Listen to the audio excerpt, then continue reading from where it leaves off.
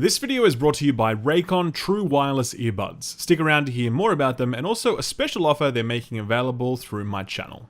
Okay, so this is some footage for Diablo II Resurrected. As you can see, it looks very similar to the original game, just sort of touched up here and there, some new lighting, a few more splatters of blood. My brain, as does yours, definitely looks at this and thinks, yep, that's basically what Diablo II looked like when I played it 20 years ago.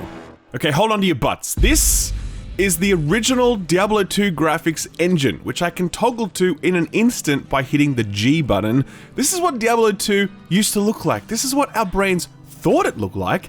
This is what it actually looked like. I'm sort of not making up this situation because I played about 5 or 6 hours of Diablo II Resurrected before I learned that this toggle feature existed. I was just rooting around in the options menu when I saw something about original graphics settings and I was like, what the? And then I found the keybind and I hit it and I was like, holy shit. My brain really had been thinking for the previous few hours that Diablo 2 looked something like this back in the day. It's crazy how strong nostalgia goggles are. So here we are, Diablo 2 Resurrected. There was a technical alpha that ran this weekend. It was for Acts 1 and 2 only, Sorceress, Barbarian, and Amazon only. I got in and I kind of had to force myself to boot it up. See, the thing is, I played Diablo 2 back in the day, not thousands of hours like other people, but certainly hundreds of hours, and Diablo 1 and 2 were some of the defining games of my youth, and probably went a long way towards making me the loot-obsessed gamer I am today. I don't think I'd have a channel so focused on looter shooters were it not for my time spent with Diablo, a series that was essentially the progenitor for a number of loot-driven subgenres of video games. But still, I had not booted up Diablo 2 in probably 15 years, and I wasn't super psyched to return to it because I remember thinking, how well could something like Diablo 2 have held up? The answer is, astoundingly well, not only because of the fresh paint job that Vicarious Visions have applied here, but because the game is still fucking great, and I think it's so relevant when set against the backdrop of 20 years of loot games that have become faster, more convenient, more immediate, but not necessarily more immersive or not necessarily any better. My 10 hours spent with Diablo 2 this weekend reminded me why this is still considered by many to be the unsurpassed peak of the ARPG genre, an absolute masterclass in immersion, exploration, loot design, difficulty pacing, and the raw mechanics of isometric gameplay. Much like WoW Classic, Diablo 2's appeal rests not only in the nostalgia, but in the timelessness of its best, most defining aspects. When it came to a remaster of one of Blizzard's crown jewels, people were naturally very skeptical about how all of this would go down after the absolute disaster that was Warcraft 3 Reforged. I think it's important to remember that Blizzard did that one on the cheap, outsourcing the project to an unproven studio. Clearly, Blizzard weren't interested in putting the dollars or manpower behind that project to make it sing. This time, Blizzard learned their lesson and they put Vicarious Visions on it, who have done absolutely spectacular work on Tony Hawk, on Crash Bandicoot, on Destiny, and a bunch of other stuff. This is a serious studio who know their shit, and it's kind of a shame to see that they've now been absorbed into Blizzard wholesale, and that Vicarious Visions no longer exist, because I would have liked to have seen them chart their own course as an independent entity, but that's a whole other discussion. Regardless, when it comes to the visual redesign of Diablo 2, Vicarious Visions had a hugely risky task on their hands. Diablo 2's aesthetic was one of the core pillars of the game's appeal. It really nailed its gothic horror vibe. It was dark and creepy in a way that Diablo 3 just wasn't. Diablo 3 looked kind of cartoony, oversaturated. It was like Saturday morning Diablo. And to this day, that shift in tone is one of the biggest reasons why Diablo 3 has never really earned much affection from the Diablo community. You need only look at the gameplay for Diablo 4 to see that they headed back to the template laid down by Diablo 2, rather than continuing the style pioneered by Diablo 3. Resurrected showcases that Vicarious Visions had a deep respect and reverence for the source material, because this remake looks so authentic to Diablo 2's tone, despite making massive changes to how this game looks. The toggle between the two game modes in various settings shows just how far-reaching these changes are. Resurrected will add ground assets like urns or foliage where there were none. It'll add furniture and drapery that wasn't there before. It'll add shadows that didn't exist before, and buckets of blood just splashed everywhere, where before that might have been the odd smear. Typically, the core color palette of each area is consistent with the original, though it does employ darker, more earthy tones. There are some exceptions to this though. The harem area was the most different, adopting a dark, seductive, flame-lit motif that stands in stark contrast to the bright, polished marble of the original. Where things really take off though is with the new lighting. The original Diablo was a lighting effects driven game. The reason for this was that it was really dark and you had a very limited light radius, a concept that Diablo 3 didn't carry forward. Essentially your character was in the dark and they could only see a few feet in front of them, so the lighting effects from torchlights, spells and enemy attacks were key to illuminating surroundings. Here in Resurrected, it just looks incredible to see the same design philosophy underpinned by a modern-day lighting engine. You see fireballs illuminate you and enemies and the surroundings and reflective surfaces, and it just looks wonderful. What it actually does is it makes everything look like a theater production where nothing exists outside the spotlight cast by you and your enemies. I mean, if you just pause on a screen, it's mostly black except for the small patches of illumination. Most other games feel like a Michael Bay movie with colors and explosions and lens flare. Diablo II Resurrected feels like intimate community theater. I know that sounds weird, but this game feels so much more chill to watch, to take in, than many modern games do, and I never would have expected to appreciate something like this until Resurrected came along and reminded us how powerful that long-abandoned light radius concept is. The redesign of the game's enemies has also been a huge success. They took the same silhouettes and details from the sprite-based originals, but they are now richly detailed and animated. There is the nostalgia-based fun of seeing and comparing the new and updated models, but there's also the enduring quality of this enemy design. Diablo 2's enemies don't need new attacks or abilities to keep them feeling challenging or contemporary, they still get the job done just fine 21 years later. The one drawback of these new visuals is a significant loss of contrast and clarity. Now when I say a significant loss, I don't mean it's arrived at a place where it's bad, like you can't see things. I just mean that the original had a lot of contrast because it was sprite-based pixels, it was brighter, and it had far less environmental detail. You couldn't miss a single thing when looking at the original Diablo 2. Here in the remake, there's a lot more ground clutter, more environmental assets, and the colors are more muted, so things don't pop like they once did. Sometimes I would actually switch back to the old engine to look around a room just to be sure that I haven't missed anything. It's not a problem, it's more just the price we pay for games looking this detailed, since all games today provide less contrast than the classics of yesteryear. That minor issue aside, the visual refresh is such an impressive sleight of hand because, as I said at the start, this is how our nostalgia brains remember this game looking, and Vicarious Visions pulled that image out of our mind and gave it to us here. They really could have blown this very badly, they could have riffed on it in ways that just misunderstood what made the original special, but every change, even the more ambitious variety, feel like a natural extension of what the original game was trying to achieve. They nailed it, and by the way, it runs absolutely flawlessly. We all expect a remake to look great, but when it comes to a game that's 21 years old, there's a big question about how well that game is going to play in the modern era. Does Diablo II Resurrected only exist to serve up some nostalgia bait to a generation of gamers who are all now 30 plus? Or does the game hold an inherent appeal that transcends the nostalgia? Could you hand Diablo 2 to someone that grew up on Minecraft or Fortnite and expect they'd have a good time with it? It's hard to answer that question in any sort of declarative way, but I expect that when newcomers arrive at Diablo II Resurrected's door, they're going to want to stay a while and listen. I think Diablo 2 has a lot to teach modern day ARPG game design, and Resurrected is the perfect lecture series for that instruction. Some aspects of it have aged poorly, but on the whole, Diablo 2 feels remarkably timeless when used as a yardstick for where the ARPG genre, and looters in general, have ended up 21 years later. Stepping back into it, I was struck by how much more effort it took to move my character. Today, ARPGs put a premium on extremely responsive and mobile characters. They move in an instant, they flip 180 in a split second. They don't move like people, they move like video game characters. Here in Diablo 2, you have to be aware of your character's locomotion and the direction they're facing. There's a split-second input delay between when you tell your character to move and when they actually move, just like in real life where we need to begin the process of moving before we actually cross any space. Similarly, if I'm facing one direction and then I click behind me to use an ability, my character won't turn themselves inside out instantaneously to cast in that direction.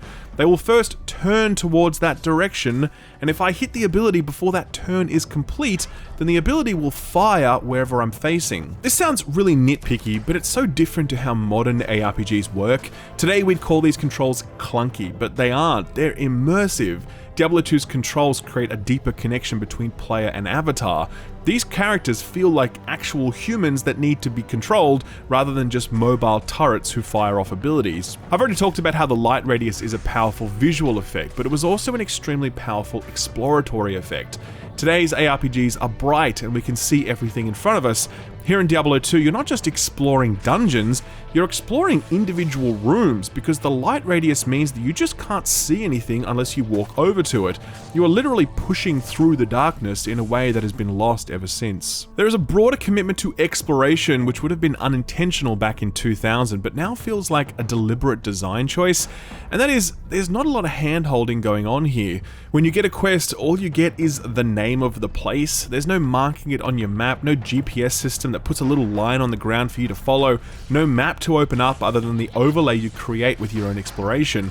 Diablo 2 does what every single modern AAA game now refuses to do: trust the player to find shit or to figure it out for themselves. The most striking realization I came to when playing Resurrected was just how obsessed this genre and most loot-based games have become with the concept of immediacy. The idea that we should have all the items now, that I should feel powerful now. Now, to be clear, this is not a bad thing. Most recently, I reviewed Outriders, and I don't think any looter I've ever played has given me more power faster. Just straight out the gates, you are this destructive whirlwind, and your loot is so crazy powerful that within the first 1 or 2 hours, you can cycle through 3 different builds. I actually really loved that. It was super fun. But Diablo 2 Resurrected made me realize that most modern games, and certainly every modern looter, is trying to do that or something similar. Within the first few hours, you're Thor, you have an all-powerful flying exosuit, you have hand cannons that can incinerate targets and explode everything nearby them. Every game is trying to get you this feeling of power as quickly as possible. Again, not a bad thing, just a design choice that pretty much every loot game is employing. Diablo 2 feels so interesting because in 10 hours, I got like 2 or 3 abilities. I upgraded my bow a few times, but they were always such minor upgrades, from like 2 to 8 damage to 4 to 10 damage.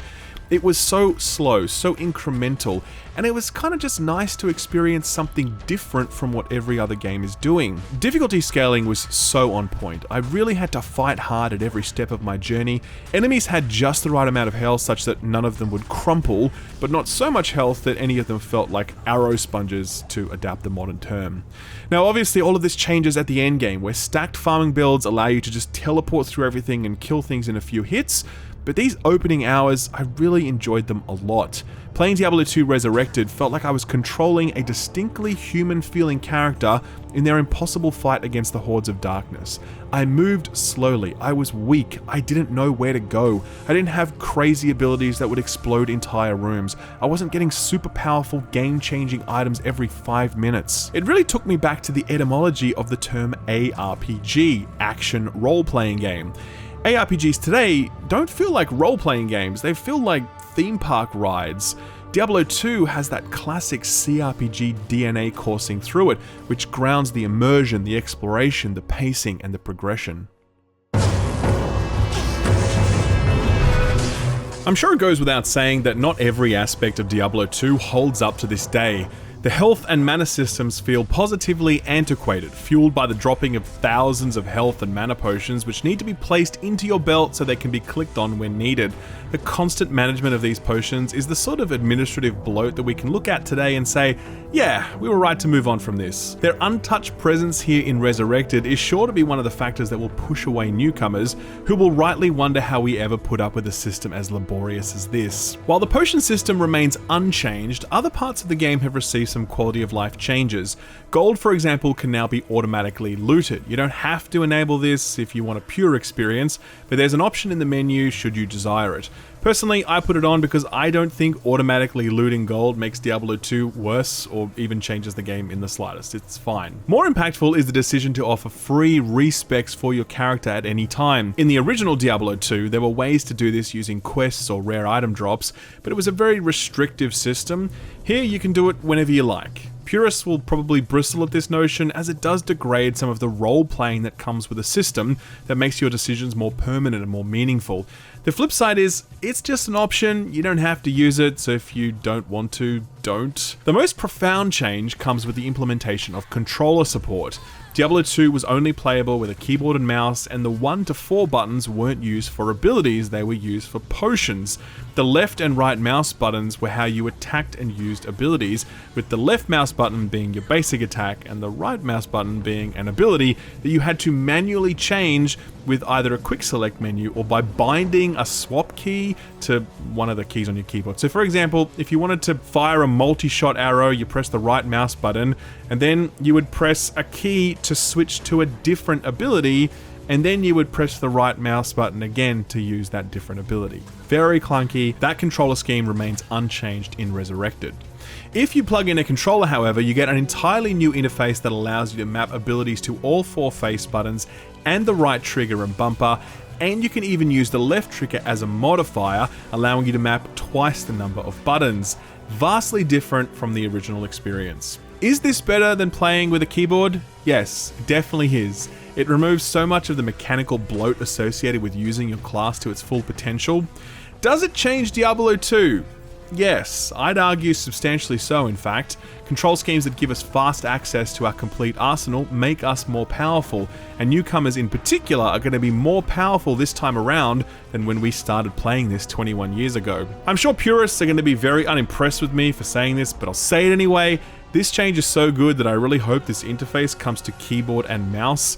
I loved my 10 hours with Diablo 2 Resurrected, but I didn't love the potions, and I didn't love the old, clunky, restrictive control scheme. They were pretty much my only 2 complaints, to be honest. Everything else was kind of perfect, and it just held up so well. If Blizzard have a solution to one of the biggest things holding this game back, it would be a shame to make that solution exclusive to controller users. And to be honest, I hope they take a swing at the potion issue as well, allowing us to auto-load potions into belt slots when we loot them. But that was my time with Diablo 2 Resurrected. I loved it, I really did. I'm sad the technical test is over. If I could be playing it all day, every day for the next week, I would be. I'm sure my personal history with the franchise and the nostalgia goggles play a big part in my appreciation of it, but I also think that Vicarious Visions have done a spectacular job reimagining this world while staying true to its foundations. Bottom line though, you can remake an old game, you can put a fresh coat of paint on it, it doesn't mean it's going to hold up. Resurrected doesn't succeed because Vicarious Visions made it look pretty again. It succeeds because Diablo 2 is still an immensely playable and relevant game. Resurrected just made it easier to see that.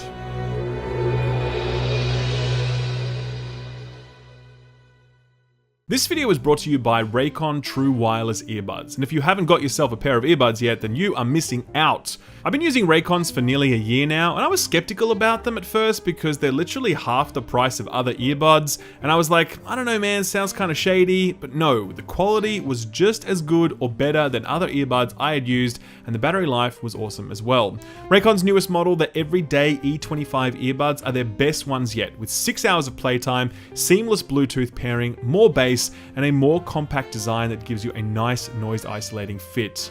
Raycons are part of my everyday now. I use them when I'm outside, when I'm stuck at home, when I'm listening to audiobooks, or just when I'm catching up on YouTube videos on my phone. They're the sort of thing that if I lost them, I would just immediately buy another set of them because I couldn't live without them.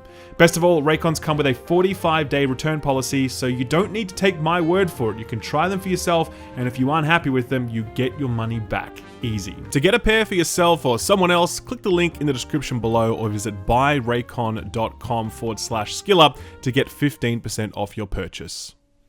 Thanks for watching my video. If you liked it, give it a thumbs up. If you didn't, give it a thumbs down so I know to do better for next time. If you enjoyed yourself, consider subscribing, and if you really enjoyed yourself, maybe consider hitting that notification bell so you never miss a video. You can see my patrons here on the left. They're awesome. They're amazing. If you want to join them, check out my Patreon page. Thank you again. I'll see you next time. Bye-bye.